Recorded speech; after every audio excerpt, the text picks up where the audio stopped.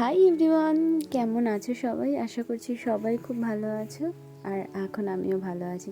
Please আমার ঘরটা দেখে কেউ উল্টোপাল্টা ভেবো না। আমার বাড়িতে কাজ চলছে, তো সেই কারণে ঘর বাড়িটা একটু অগোছালো আছে কদিন, আর ভিডিও আমি এই জন্যেই দিতে পারিনি। আজকে যাচ্ছিলাম, একটা অনেক দিন আগের করা প্ল্যানিং ছিল, আমার প্রেরণার আর বৈশাখী আমার কলেজ ফ্রেন্ডস। তো ওদের সাথে এই প্ল্যানিংটা অনেক আগে থেকেই ছিল করা, কিন্তু হয়ে ওঠেনি। তারপরে টাইম অনেকভাবে বার করে আমরা ঘুরতে গেছিলাম, বেরিয়েছিলাম। শেষে আমারই সময় হচ্ছিল না। ওই যে বললাম বাড়িতে কাজ চলছে। আচ্ছা, কোথায় যাচ্ছি সেটাই তো বলিনি। আমরা যাচ্ছি জৈন টেম্পলে ঘুরতে। তো তোমাদেরকেও সাথে করে নিয়ে যাব। আর এখানে প্রেরণা নিজেকে দেখাতে চাইছিল না, তার কারণ ও রেডি হয়েছিল না। বৈশাখীর বাড়ি গিয়ে রেডি হবে তাই।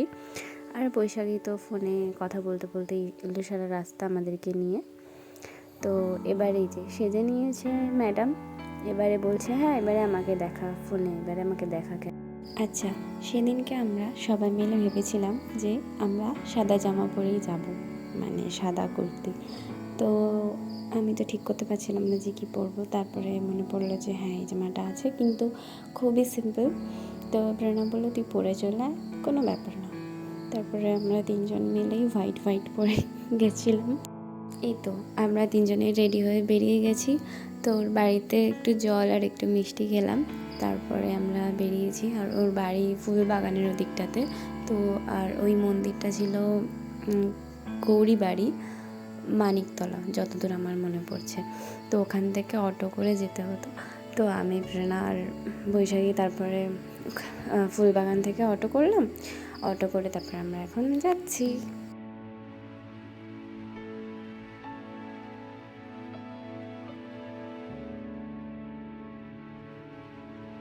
ওই তো আমাদের অটোতে 10 মিনিট কি 20 মিনিট মতন লাগলো। তারপরে আমরা এখন পৌঁছে গেছি। আর এই মন্দিরটা এত সুন্দর, এত সুন্দর। এর চারপাশে অনেকগুলো মন্দির আছে।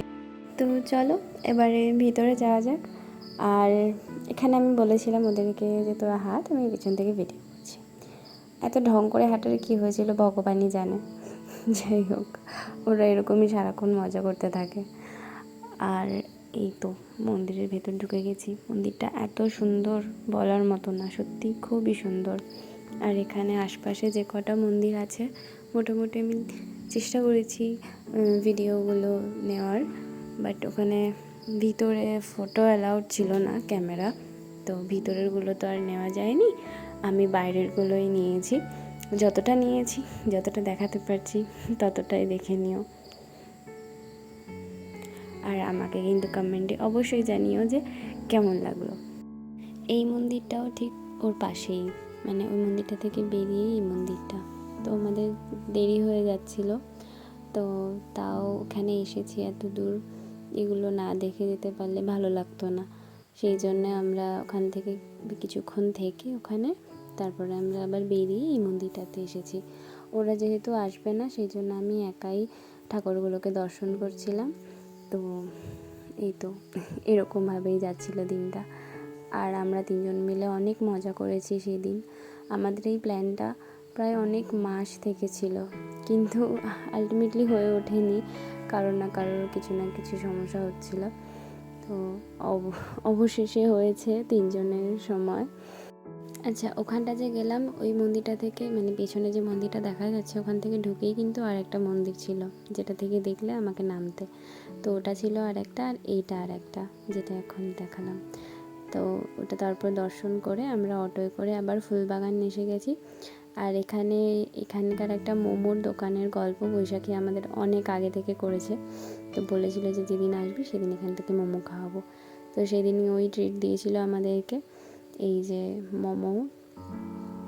তারপরে ট্রেন ছিল, তো কোনো রকমে আমি আর প্রেরণা খেয়ে ওখান থেকে মেট্রো করে শিয়ালদা আসি, এবং শিয়ালদা এসে দুজনের মতন দৌড়ে দৌড়ে ট্রেন ধরে নিই।